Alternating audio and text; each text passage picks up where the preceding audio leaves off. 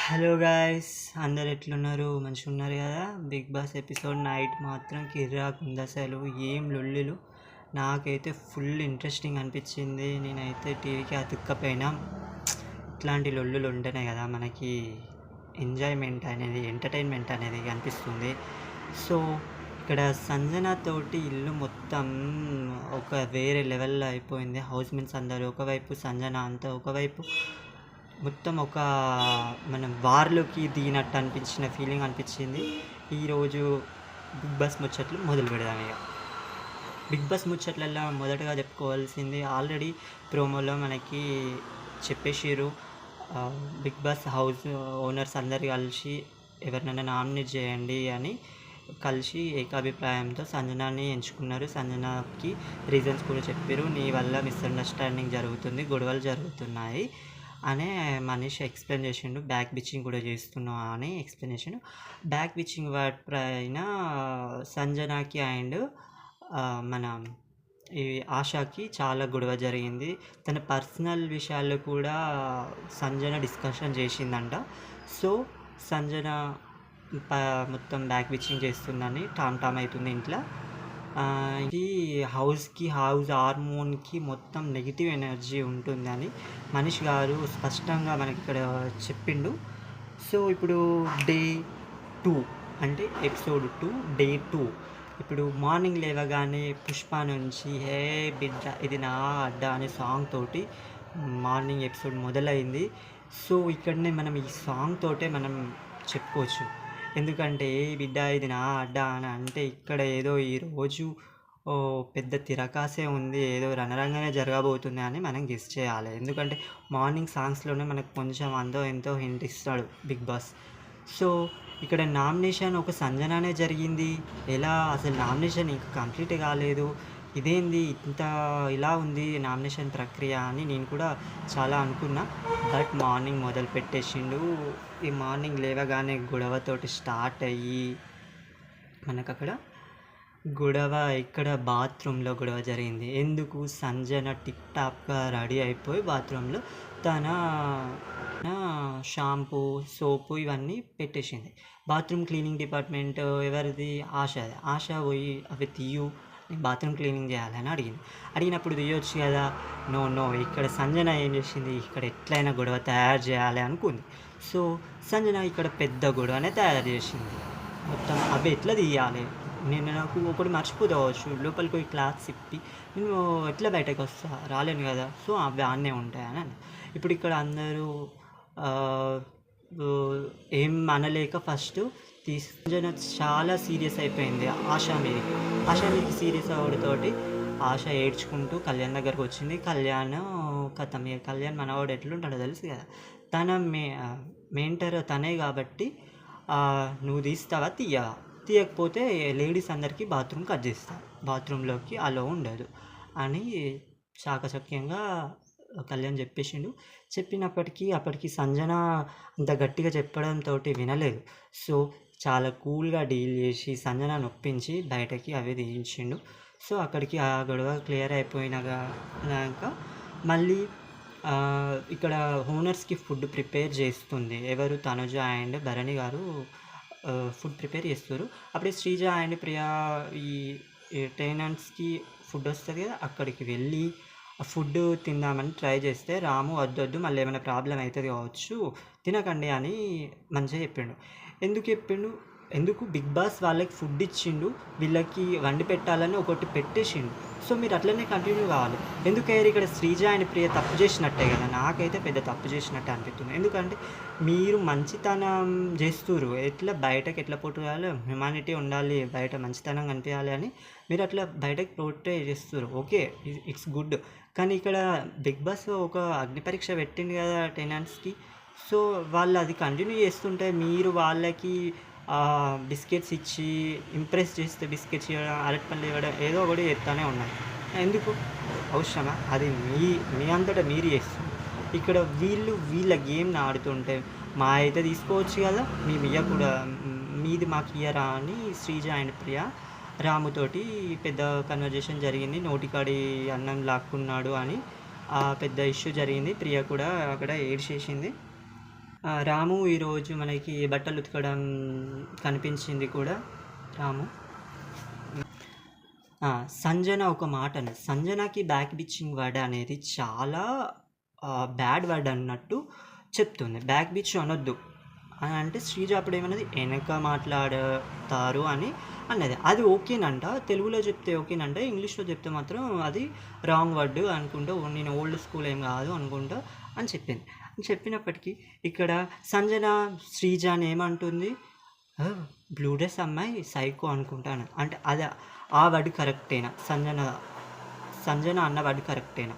అంటే ఇక్కడ సంజన స్టేజ్ పైన ఏం చెప్పింది మనకి, నాకు ఇంటి పనులు అంటే ఇష్టం అనుకుంటా చెప్పింది. కానీ ఇక్కడ ఏం జరిగింది, అసలు ఇంట్లోకి వచ్చిన కాడ నుంచి ఒక్క పని కూడా చేయలేదు. ఫుడ్ డిపార్ట్మెంట్ తీసుకుంది, నాకు ఫుడ్డే అండరాదు అని చెప్పింది. ఆ తర్వాత ఫుడ్ నుంచి తీసేసారు. మరి ఏదో కొంచెం హెల్ప్ చేయాలి కదా, హెల్ప్ చేస్తలే. ఇక్కడ ఆశాని ఒక సర్వెంట్గా చూసింది. ఇక్కడ అన్నీ తను నెగిటివ్గా పోర్ట్రే చేస్తుంది, ఆమె నెగిటివ్ అవుతుంది, వీళ్ళందరినీ కూడా నెగిటివ్గా పోర్ట్రేట్ చేస్తుంది. సో ఇక్కడ తను ఎవరిని, శ్రీజాని సైకో అనడం అయితే నేనైతే కరెక్ట్ కాదనుకుంటున్నా. ఎందుకంటే నేను బ్యాక్ బిచ్చింగ్ అనే వర్డ్ నువ్వు యాక్సెప్ట్ చేయనప్పుడు శ్రీజాని ఆ వర్డ్ నువ్వు ఎలా అంటావు, అది ఇంకా పెద్ద వర్డ్. సో సంజన నీకు నోటిదులు ఎక్కువ ఉంది, సో నువ్వు కొంచెం ఎంటర్టైన్మెంట్ ఇస్తున్నావు జనాలకి, కానీ నువ్వు కొంచెం కంట్రోల్లో ఉంటే నీ ఆట మంచిగా ముందుకెళ్తుంది. నీ సంజనకి ఇస్తున్న సజెషన్. ఎందుకంటే సంజన ఉంటేనే కొంచెం మనకి ఎంటర్టైన్మెంట్ అనేది వచ్చింది. ఎందుకంటే నిన్నటి ఎపిసోడ్లో డే 1లోనే మనకి సూపర్గా గొడవలు స్టార్ట్ అయిపోయినాయి సంజనతోటి. సో ఇప్పుడు ఫస్ట్ వీక్ నామినేషన్స్ ఎలా ఉన్నాయి? ఫస్ట్ వీక్ నామినేషన్ ఏంటిది, బిగ్ బాస్ ఏం చెప్పిండు, 2 జోన్స్ పెట్టిండు. ఆ జోన్ నుంచి కింద పాక్కుంటూ వెళ్ళి హ్యామర్ పట్టుకుంటే ఎవరు ముందైతే పట్టుకుంటారో వాళ్ళు ఓడిపోయిన వాళ్ళని నామినేట్ చేయాలి. అందులో మళ్ళీ టెనెంట్స్ నుంచి ఒకళ్ళని నామినేట్ చేయాలి, ఓన్లీ టెనెంట్స్ నుంచి. సో అక్కడ ఏం జరిగింది, ఫస్ట్ తనుజ అండ్ రితు వెళ్ళిపోయారు.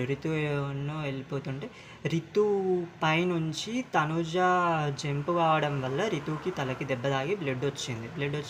తనుజ హ్యామర్ పట్టుకున్నాక సో తనుజ ఇది నేను కావాలని చేయలేదు, అసలు ఎలా జరిగిందని కన్విన్స్ చేసింది, మాట్లాడింది శ్రీజ మన రితుతోటి. బయటకు వచ్చినాక అతనిని డాక్టర్ ట్రీట్మెంట్ చేసిండు, పట్టి వేసిండు.